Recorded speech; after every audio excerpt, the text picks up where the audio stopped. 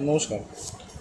এই অপরাজিতা সিড নিয়ে ভিডিওটা। অপরাজিতা সিড তো গাছ থেকে অনেকেই তোলে, কিন্তু বুঝতে পারে না যে সব বীজ থেকে কেন গাছ হচ্ছে না। তার প্রথম কারণ হচ্ছে বীজটাকে যখন গাছ থেকে তুলতে হবে সেটা দেখতে হবে যে বীজটা ঠিকমতো পরিপক্ক বা ম্যাচিওর হয়েছে কি না। এই দুটো কালার আশা করি ফোনটাতে একটু বোঝা যাচ্ছে, এটা একটু গ্রিনিশ কালারে বোঝা যাচ্ছে, আর এটা একটু ড্রাই ড্রাই সাদা সাদা মতো হয়ে গেছে। তো এই যে দুটো কালারের ডিফারেন্স, এখান থেকে বোঝা যায় যে এই বীজটা একদম শুকিয়ে গেছে এবং এটা এখনও কাঁচা আছে। তার প্রথম কারণ হচ্ছে এই কাঁচা বীজটা আমি যখন খুলছি, এখানে দেখাই যাবে,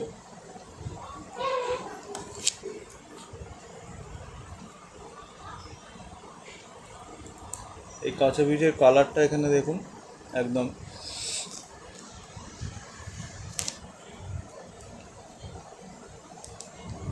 এই যে কাঁচা বীজের কালারটা একটু গ্রিনিশ টাইপের, ঠিক আছে, এই গ্রিনিশ টাইপের কালারটা।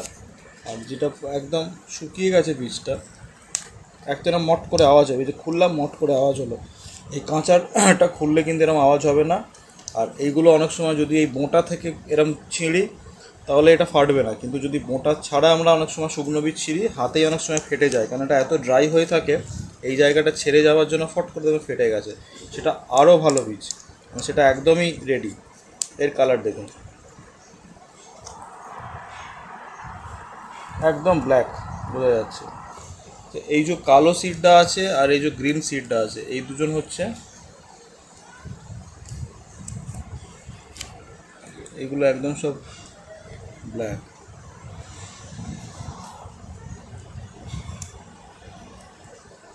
আর এই যে গ্রিন,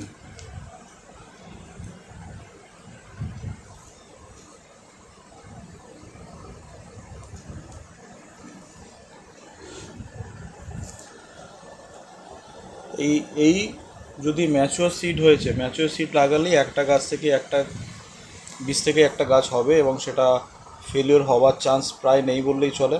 হ্যাঁ, এবার আপনি 40 ডিগ্রি গরমে সিড ফেললে তো আর গাছ বেরোবে না। একটু ঠান্ডা ঠান্ডা ওয়েদার, মানে একটু যখন বর্ষা হচ্ছে বৃষ্টি হচ্ছে সেই সময়, বা একটু ছাওয়াতে রেখে দিলেন, তাহলে কিন্তু বীজটা জার্মিনেট হবে। 40-45 ডিগ্রিতে কোনো বীজই জার্মিনেট করানো উচিত না, সে গাছ সার্ভাইভ করতে পারবে না। মোটামুটি ওই 20-30-এর মধ্যে যখন টেম্পারেচার থাকবে, সেরকম ওয়েদারে যে কোনো বীজ জার্মিনেট হওয়ার ভালো সময়। একটু ঠান্ডা ঠান্ডা থাকলেও ছায়াতে সবসময় ছোটো গাছ রাখতে হয়, জলটা আসতে দিতে, এগুলো খুব বেসিক জিনিস। তো এটা বলার উদ্দেশ্য ছিল যে বীজটাকে ঠিকমতো দেখতে, অনেকে অনলাইনে বিক্রি করে এই শুকনোগুলোকেই তুলে শুকিয়ে নিয়ে বিক্রি করে দেয়, পরে বলবে যে আমার আর বীজ কিন্তু গাছ হলো না।